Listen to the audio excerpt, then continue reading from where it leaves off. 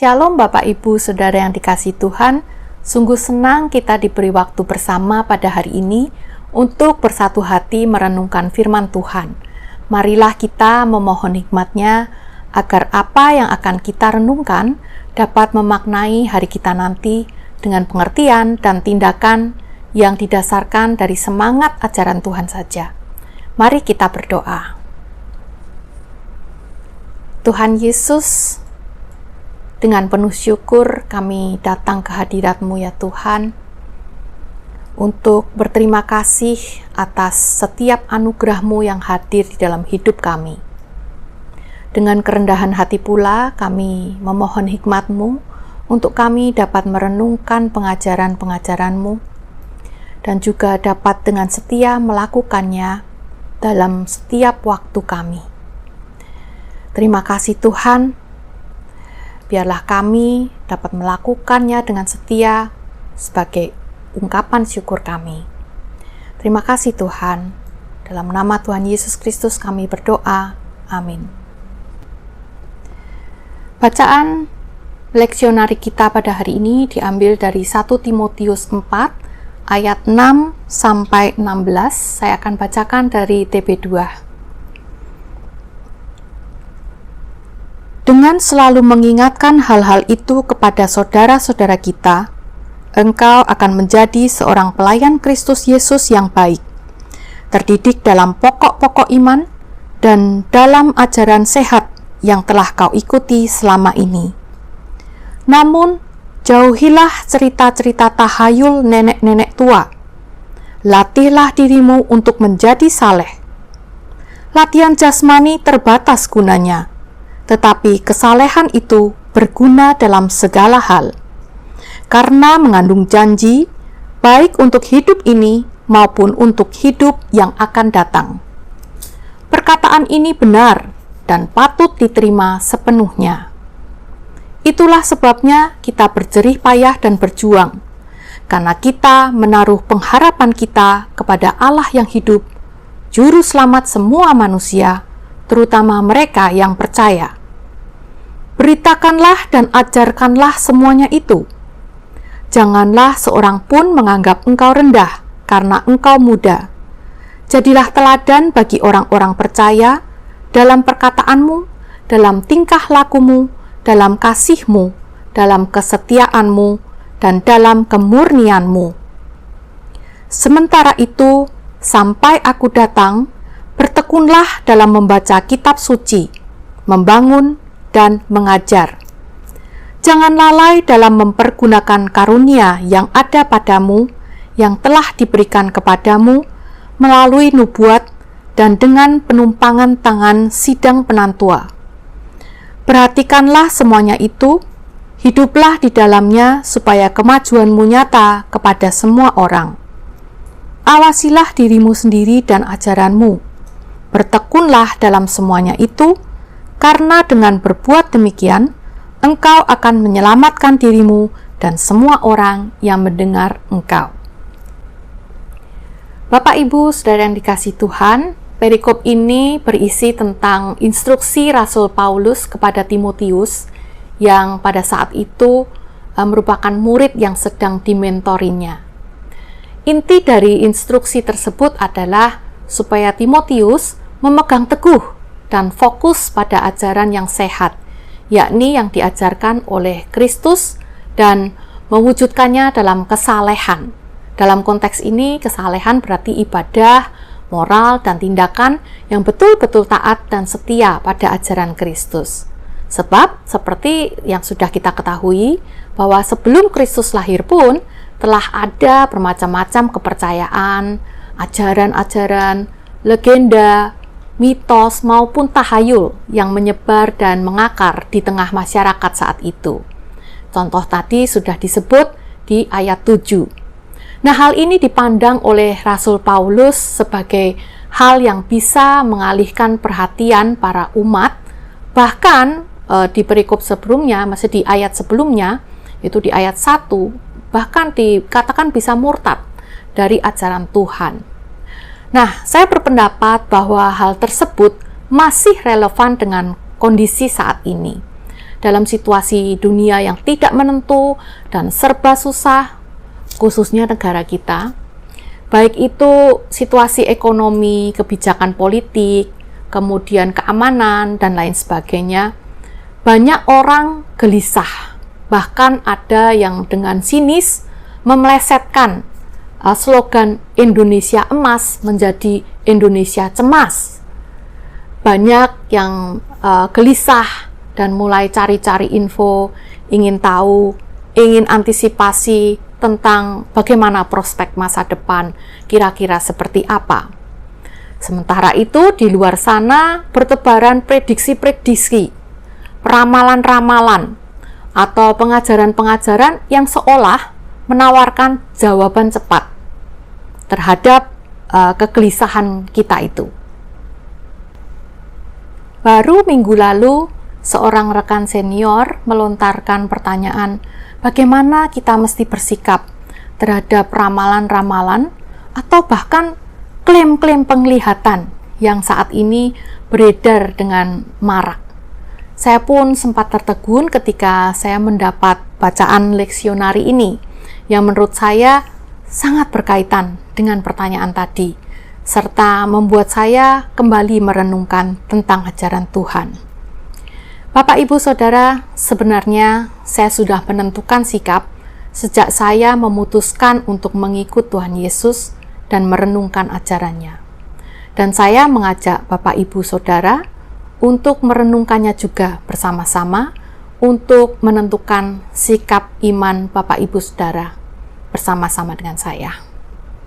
Yang pertama, saya mengajak, mari kita cermati dan filter segala sesuatu itu sesuai atau tidak dengan ajaran Tuhan kita, seperti yang disiratkan pada ayat 6 tadi.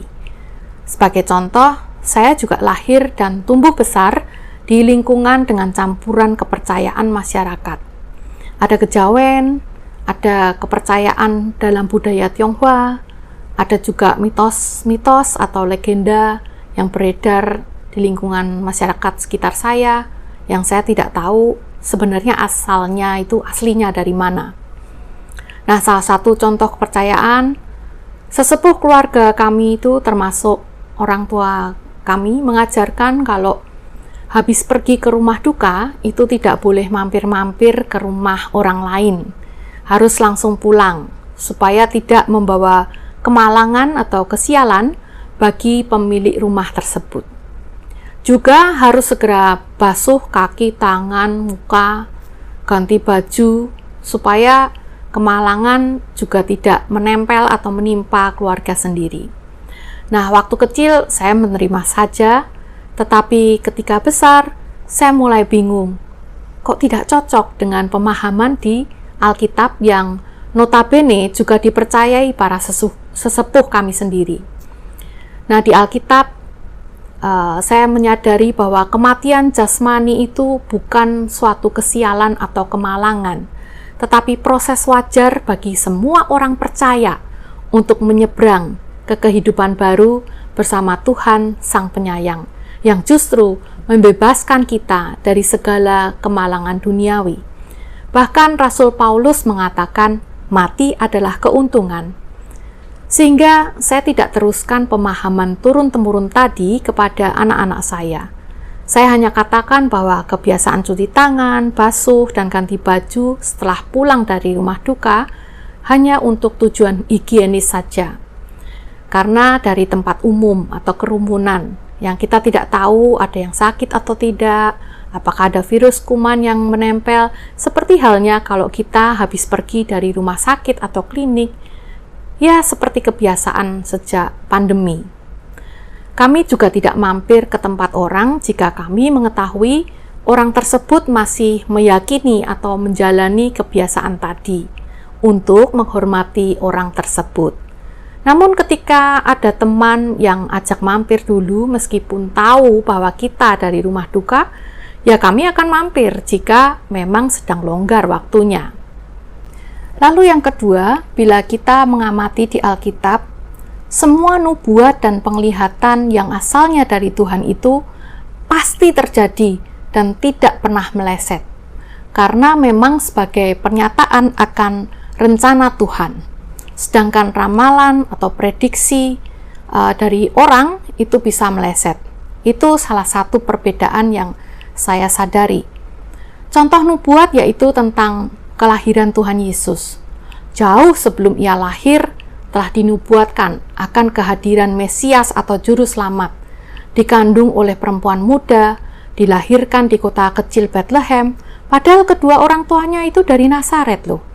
Tapi terjadi benar kelahirannya itu di kota Bethlehem oleh Maria yang masih muda, dan bahwa kelahirannya membawa kabar baik keselamatan bagi umat manusia.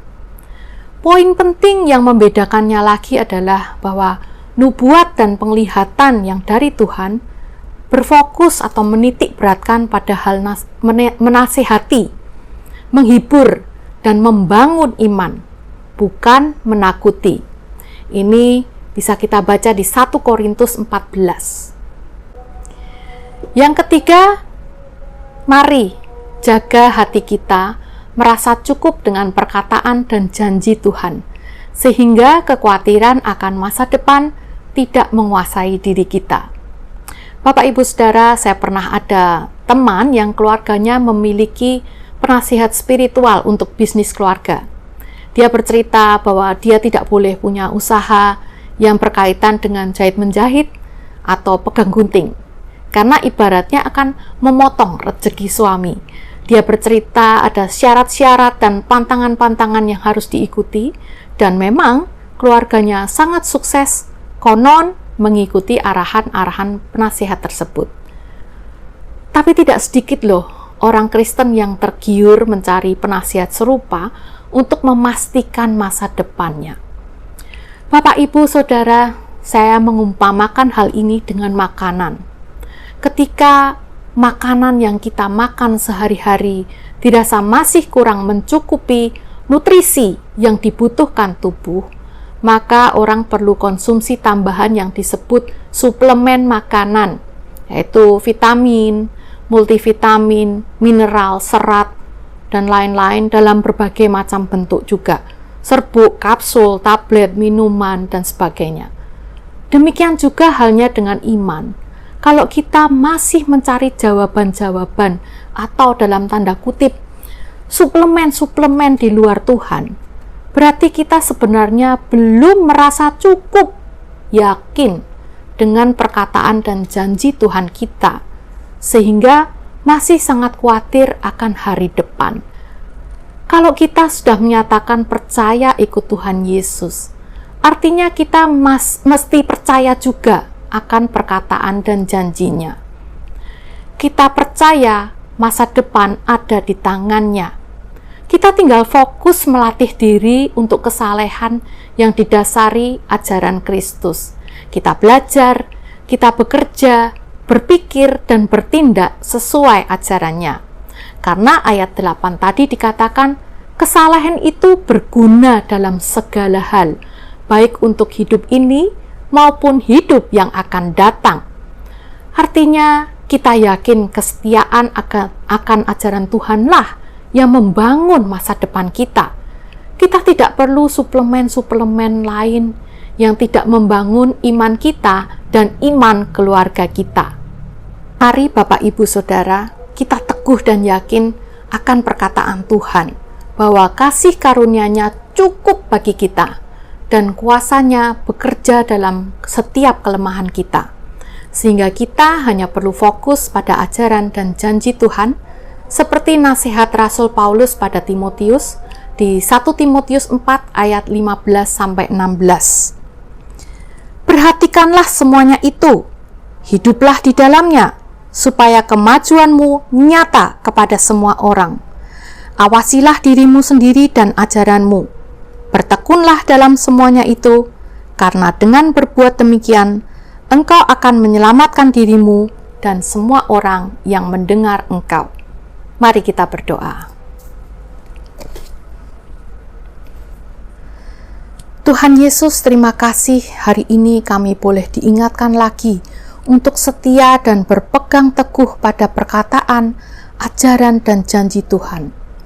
Ampuni kami jika Kadang kami sempat terlalu fokus pada masalah dan kekhawatiran akan situasi dan kondisi kehidupan kami, hari depan kami, sehingga tanpa sadar pegangan kami pada tangan-Mu pun mengendur. Dengan kerendahan hati, kami mohon eratkanlah genggaman-Mu pada kami ya Tuhan, saat kami lemah. Kuatkanlah hati kami, dan isilah pikiran kami dengan hikmat-Mu, supaya kami boleh bertekun pada kesalehan yang Engkau ajarkan saja. Terima kasih Tuhan Yesus. Amin.